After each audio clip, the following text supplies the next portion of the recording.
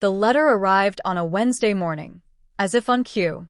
I had been sitting on my porch, sipping coffee and watching the calm waters of Cedar Shores Lake, when I noticed the thick envelope in the mailbox. The seal on the front, a gold emblem that symbolized the HOA's iron grip over the community, was unmistakable. With a sigh, I slid the letter out, already knowing what it was. I'd been a resident of Cedar Shores for over a decade, and though the HOA's overbearing presence had long been a nuisance, this was something different. As a property owner with a dock extending into the lake behind my house, I had long prided myself on the autonomy I had over my slice of paradise. But this letter threatened to change that. The first sentence made my blood boil. Dear resident, this is a formal notice from the Cedar Shores Homeowners Association. My eyes quickly scanned the rest of the paragraph, but it didn't get any better. Apparently, the HOA had decided that my private dock, a structure I'd built with my own hands over several summers, was no longer just mine. It was now deemed common space, available for any member of the community to use, provided they received approval. But that wasn't the worst part. The real gut punch came at the end of the letter. The HOA board has approved a special request from Karen Thompson, a member of our community, to use your dock for her upcoming wedding. Please ensure the dock is available for this purpose on the specified date. Karen Thompson. The name was enough to twist my stomach into knots. Karen was one of the loudest, most self-righteous members of the HOA. Known affectionately or not so affectionately as HOA Karen, she had made her presence felt in every corner of Cedar Shores. Whether it was nitpicking the height of someone's grass or publicly shaming a neighbor for parking their car too close to the curb, she was the embodiment of the HOA's power trip. And now, she wanted to hold her wedding on my dock. I could already picture her smug smile, her voice dripping with that insufferable tone of authority as she dictated the terms of the ceremony. The dock, my personal space, was to be the backdrop for her lavish affair. The thought of it was infuriating. But it wasn't just the wedding that irked me. It was the audacity, the assumption that the HOA, with its invisible but powerful hand, could force me into compliance. I had been on the receiving end of their demands before, but this was different. This wasn't about lawn care or whether I'd painted my mailbox the correct shade of white. This was about my home, my property. And I wasn't about to let Karen or the HOA take that away from me. I tossed the letter on the table with a sharp motion, my thoughts swirling. At first, I considered simply ignoring the request. The HOA's control over the dock was a recent development, and I doubted they had the legal ground to enforce it. But I knew that defying them outright would only escalate the situation. The HOA could be relentless, and the last thing I wanted was to have them take legal action. That was when the idea struck me. It came out of nowhere, a sudden flash of inspiration as I stared out at the lake. Karen wanted to use my dock. Fine. But she wasn't going to get it without a little compensation. I stood up, pacing back and forth. My fingers drummed against the railing as I mulled over the plan. It would be perfect. If Karen thought she could use my property for her wedding, she was about to learn a valuable lesson about underestimating me. I didn't know how exactly I would do it yet, but I knew it had to be something big, something unexpected, something that would send a message. The power struggle had already begun, and I was going to make sure Karen would regret ever thinking she could trample over me and my dock. For the rest of the day, I stewed on it, bouncing ideas around, my mind racing with possibilities. The more I thought about it, the more satisfied I became with my plan. I would turn the tables on Karen and the HOA, using their own rules against them. As the sun dipped below the horizon, casting a golden glow over the water, I knew that the wedding would be the perfect stage for my little surprise.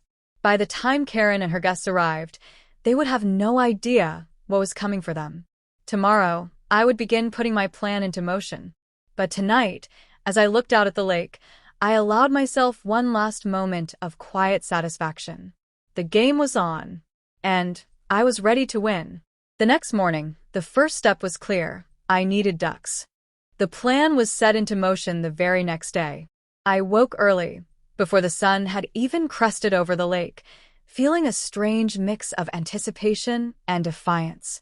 Karen Thompson's wedding was only a week away, and while the HOA had given me little choice but to comply with their demands, I wasn't about to let her have my dock without consequences.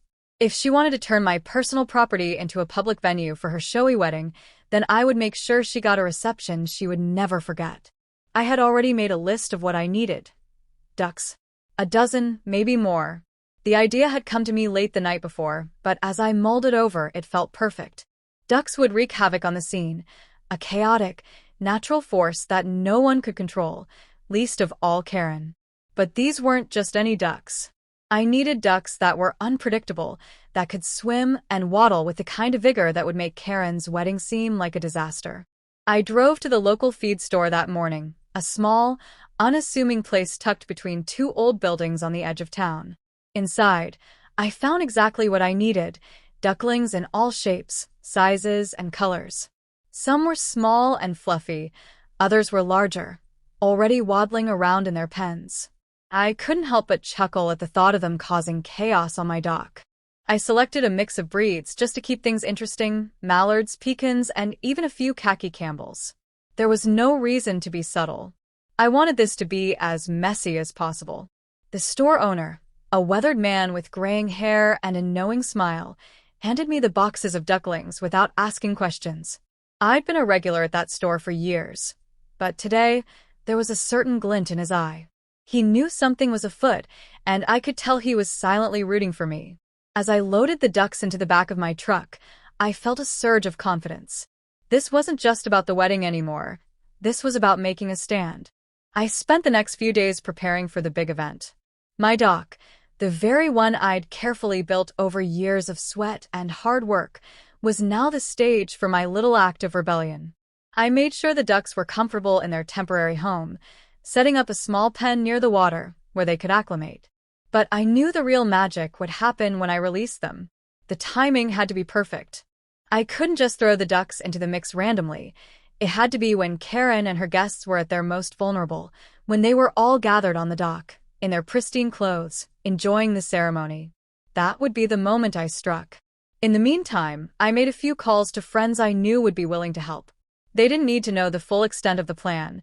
They just needed to be there at the right time, ready to document the chaos that would unfold. I knew Karen would call the police if things got too out of hand, but I had a feeling that once the ducks made their entrance, there wouldn't be much anyone could do to stop them. The day of the wedding arrived, and the atmosphere was thick with tension. From my back porch, I watched as Karen's wedding party began to assemble on the dock. The guests arrived in their expensive cars, all of them impeccably dressed in white and pastels, as if the occasion demanded an air of exclusivity. They clustered together like an elite group, oblivious to the storm that was about to hit. Karen herself was standing at the end of the dock, directing the final touches of the setup. Her white dress fluttered in the breeze, a pristine contrast to the wildness of the lake behind her. I could see her giving orders to the wedding planner, pointing toward the seating arrangements and the flowers. She was completely in control, just like she always liked to be. I couldn't help but watch her from a distance, her face the picture of arrogance. She was convinced that this wedding, on my dock of all places, was going to be perfect. I knew that was about to change. As I stood there, watching the preparations, the full scope of my plan began to take shape. This wasn't just about humiliating Karen. It wasn't even about getting back at the HOA. It was about reclaiming control, about sending a message that I wouldn't be pushed around anymore.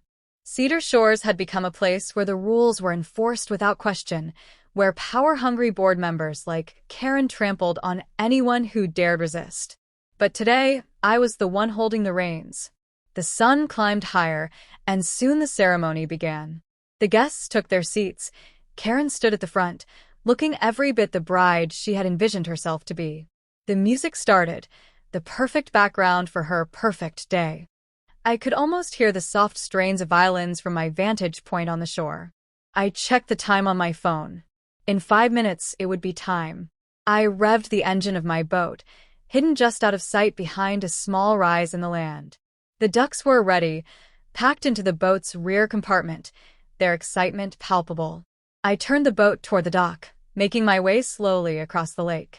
The gentle hum of the engine was the only sound cutting through the silence, a quiet prelude to the chaos I was about to unleash. As I approached the dock, I could see Karen's face, her eyes scanning the water for any sign of trouble. She had no idea what was coming. The ducks were almost ready. And so was I. The boat glided silently across the water, the ducks shifting in their crates, eager for what was to come. As I neared the dock, I could see Karen standing at the far end, her back to the water, giving last-minute instructions to her wedding planner. The guests were seated, all eyes on her, awaiting the ceremony to begin. The calm of the moment made it all the sweeter. None of them had any idea that the chaos was moments away. I slowed the boat to a crawl, positioning it just beyond the bend where the dock wasn't immediately visible. I could hear the soft murmur of conversation from the wedding guests, the clink of glasses, and the rustling of dresses. But I couldn't hear Karen's voice.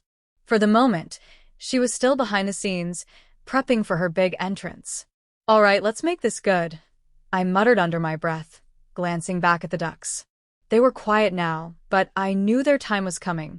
With a deep breath, I killed the engine and silently hopped onto the dock. The ducks' crates were carefully placed beside me. I paused for a moment, looking out at the crowd, letting the weight of the situation settle in.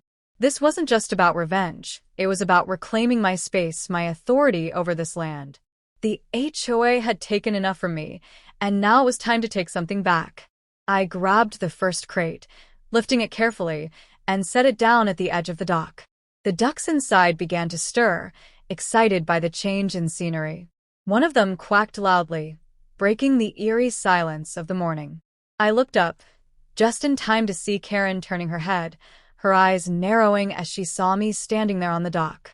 Her smile, which had been wide and expectant, faltered for a split second. She hadn't expected to see me there.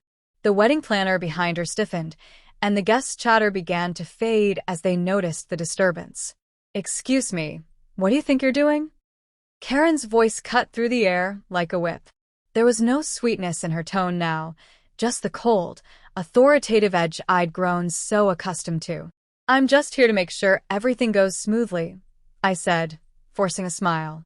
My heart was pounding, but I didn't let it show. "After all, it's my dock you're standing on, isn't it?" Her eyes widened in disbelief. "You can't just," she began, but before she could finish, I nodded to the ducks. And then, the floodgates opened. With a cacophony of quacking, the ducks leapt from their crates, flapping their wings and diving into the water. At first, it was just a few small, disorganized bursts of movement, but soon, they were in the water in full force. They swam out to the edges of the dock, waddling onto the wooden planks, their webbed feet slapping against the surface with each step.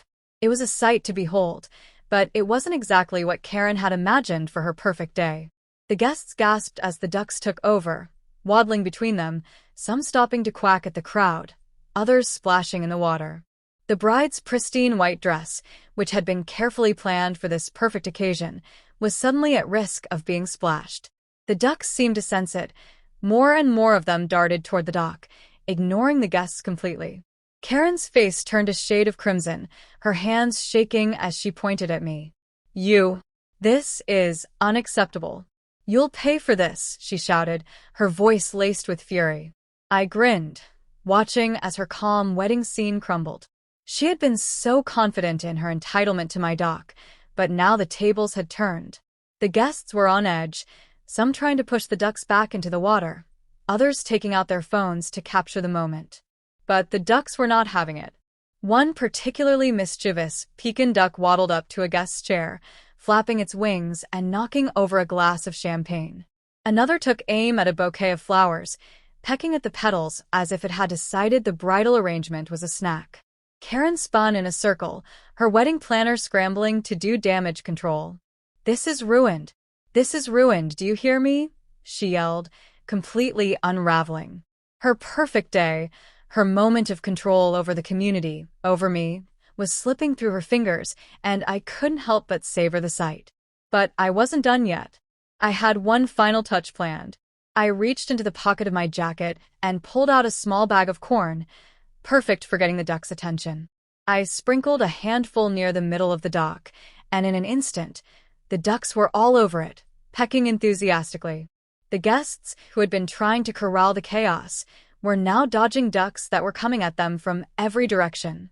The whole scene was pure anarchy. Guests were shrieking, trying to avoid the ducks, some trying to push them away, others laughing nervously, unsure of what to do. But Karen? Karen was losing it. I could see her face contorting in anger, her hands clenching into fists as she stalked toward me, her voice shrill with outrage. "I'll have you arrested for this," she screamed, her eyes wild. I stood my ground, my arms crossed over my chest. Arrest me? For what? For letting nature take its course on my dock. I raised an eyebrow, savoring her disarray.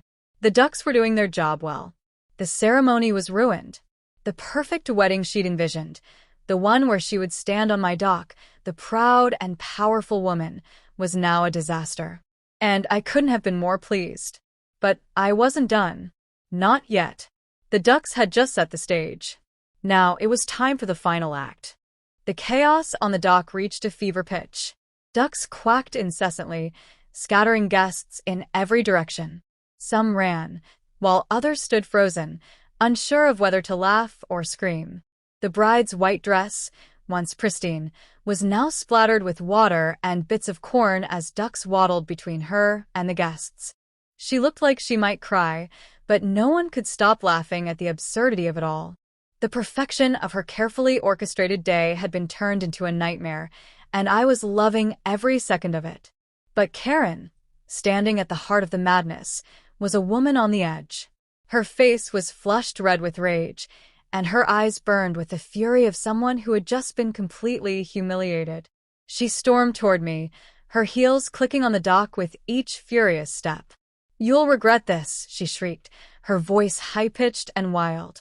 "I'll have you banned from the HOA. I'll make sure you lose everything." I didn't flinch. If anything, her threats only fueled my resolve. I had spent years dealing with her and the HOA's constant attempts to control every aspect of my life. Karen Thompson, the queen of the HOA, had made it clear that she believed no one was above her rules. But today, I was showing her exactly what happens when you mess with someone who refuses to bow to her demands. "I don't think you'll have much luck with that, Karen," I said, voice calm, even though my heart was racing with satisfaction. "I'm not the one breaking any laws here. You, on the other hand, just try to hijack my property for your wedding. That's called trespassing. You might want to check your HOA rules on that." Her nostrils flared as she stopped just a few feet from me, the tension in the air so thick you could cut it with a knife. I could see the wheels turning in her mind as she searched for a way to save face, to regain control. But there was nothing she could do. The damage had already been done. "Don't you dare talk to me about trespassing." Karen snapped. "This is my wedding. My moment. You've ruined everything." Her wedding guests, once too stunned to move, were now pulling out their phones to record the fiasco. The shock of the situation had given way to a kind of surreal amusement. I could hear the whispers, the chuckles, the occasional, "Is this for real?" As people began to capture the wild scene. Karen spun on her heels, her eyes scanning the chaos with growing frustration. The ducks were still waddling everywhere, pecking at the grass and the scattered corn, oblivious to the pandemonium they'd caused. One of them waddled up to her, quacking loudly, and she screamed, throwing her hands in the air like she was about to lose it completely. "I've had enough," she cried. "Get these ducks out of here." But it was too late for that. The ducks weren't going anywhere. They had claimed the dock as their own.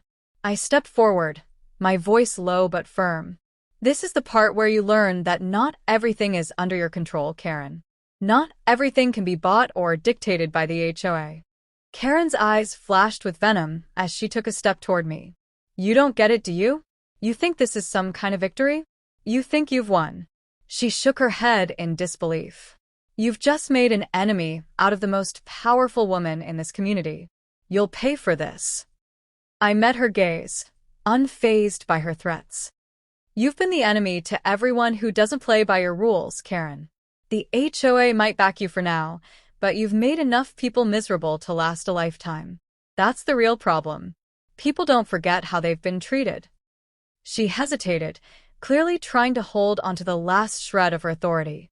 But even as she stood there, fuming, the guests around her began to scatter. No one was interested in staying at a wedding overrun by ducks. The ceremony was a joke now. Her perfect day had turned into a fiasco, and it wasn't just the ducks that had made it that way. It was the sheer weight of her arrogance, her belief that she could simply take whatever she wanted without consequence. Karen's shoulders slumped in defeat, her breath coming in sharp, angry gasps. She turned her back on me, as if I no longer existed. But I knew better. She wasn't done. No one like Karen Thompson ever truly accepts defeat. But I wasn't worried.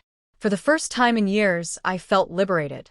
I wasn't just some passive homeowner being bullied by the HOA anymore. I had made my stand, and I'd done it in the most unexpected way. I didn't need to win her approval or anyone else's. The look of humiliation on her face was more than enough. As Karen disappeared into the chaos of her ruined wedding, I took one last glance at the dock. The ducks were still happily waddling around, completely unbothered by the damage they'd caused. It was a small victory, but it was mine. The HOA would never be the same after today. And neither would Karen. I turned away, my steps firm, knowing that I had reclaimed something far more important than my dock, my power.